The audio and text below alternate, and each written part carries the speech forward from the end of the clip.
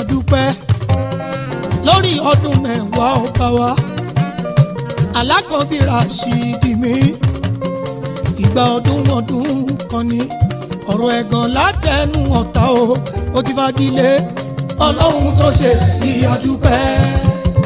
lórí ọdún mẹ́wàá ọba wa alákọ̀ọ́bí Rashidi mi ìgbà ọdún kan ní ọ̀rọ̀ ẹ̀gàn látẹnu ọ̀tá ó ti di wẹ́lò kábíyèsí mà ló ń dúpẹ́ lọ́wọ́ ọlọ́run pẹ̀ ṣeun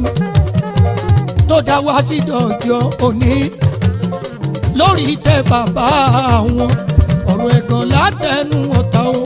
ó ti fagilé ọlọ́run tó ṣe ìyàdúpẹ́ lórí ọdún mẹ́wàá ọba wa alákọ̀ọ́bí Rashidi mi ìgbà ọdún kan ní ọ̀rọ̀ ẹ̀gàn látẹnu ọ̀tá ó ti di wẹ́lò. wọ́n rò pé kò ní dòní adúpẹ́ fọlọ́hún wọ́n rò pé kò ní dòní adúpẹ́ fọlọ́hún ọba.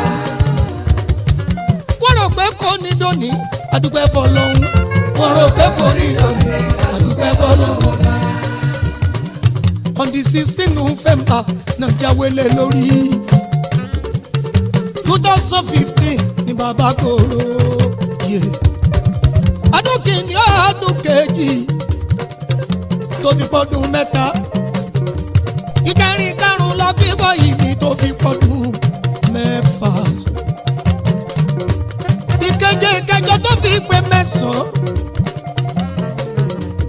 ká tó wá ṣe 10 years wọ́n ti rò pé kò ní dòní wọ́n rò pé kò ní dòní adúpẹ́ fọlọ́hún ọba wọ́n rò pé kò ní dòní adúpẹ́ fọlọ́hún